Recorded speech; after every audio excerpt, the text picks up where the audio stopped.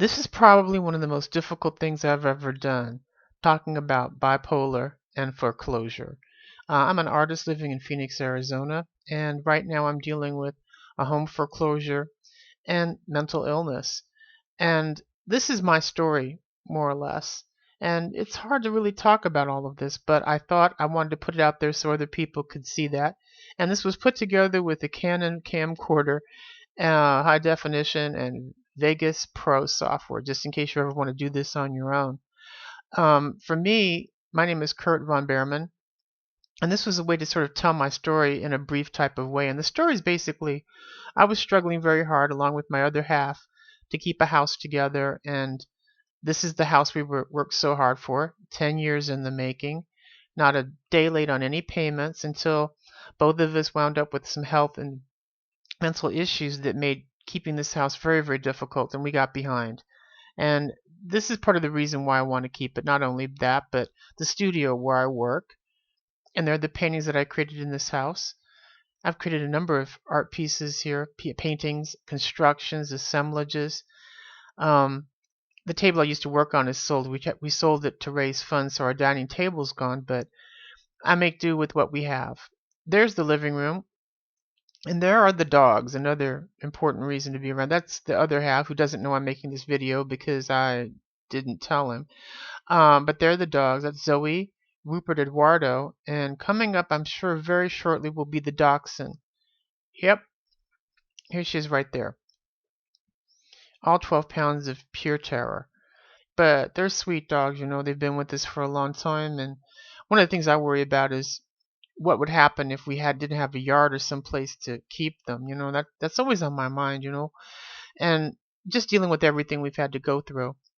I mean, it's just been like a nightmare. Every time I go to the mailbox, this isn't funny, but this was me. I had this whole thing lined up where I was going to tell you what was going on, but the problem was the video just was not shot for some reason. So there was this whole long discussion about what it's like dealing with being bipolar and trying to hold down a house and be creative and all the different things that go into that, and it was just lost. I don't know where that video went. So I pieced together what was left and put this one together, which doesn't have the impact because the other one really did. But it talked about what I was going through, the importance of the group therapy. I mean, all of that was there, and it's all kind of gone now. But at least I can explain the story to you. Right now, it's a struggle just to get by and go to work part time. And my other half is working, but we're both just feverishly trying to find help and resources. And the biggest one to me was actually the group therapy. The people there are just great.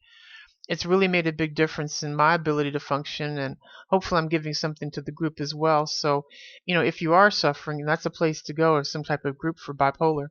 This is from Darkness and Light, a 2-person exhibition that we put together. And there was muted jazz that night. That's one of my pieces right there, a kind of construction assemblage made right here in my house. That's my partner's piece on the wall right there. That actually sold.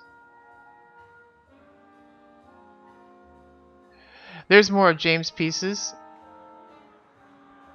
A little bit of Franz Klein there. A little bit of urban noise. A little bit of jazz. This was all at 9, the studio in downtown Phoenix. So if you ever get a chance to go down there, it's well worth it. Oh, that was my art on a stick, and they're only 75 bucks. And there is my shadow interrupting the entire video. More of James' artwork. There comes mine with the element taken out. This is when I actually chronicled the whole creation. That's relatively new. That one has been around for a little bit, but I like it. And there's a piece that's very dear to me, the cactus trees. A theme that I've worked with. That's called jazz. And then over here, this is what I call the post-bipolar painting on the left. That's Swirl. That's another post-bipolar painting at the far end, and the blue one too. And this is Sail, where it comes away from the wall and curves. And it was considered a disaster when it came out, but now I don't think it's so much of a disaster. Anyhow, that's the exhibition.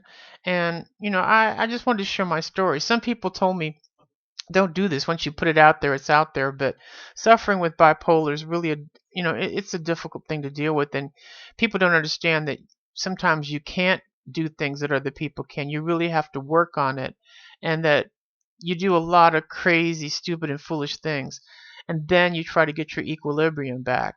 And for me, making this video was part of kind of going back to making art again. And right now, I'm just looking for resources, support, selling the work so I can keep my house and studio and my dogs. I'm not giving up on that. I've been relentless, and I've actually stalled the foreclosure at one point, but I don't know how long I can stall it till we can get back on our feet. But anyhow, and I call this place the Asylum Studio because it feels like an asylum sometimes. Anyhow, thank you for listening to this video. The website and all that contact information is above, so have a great, great day. Thank you.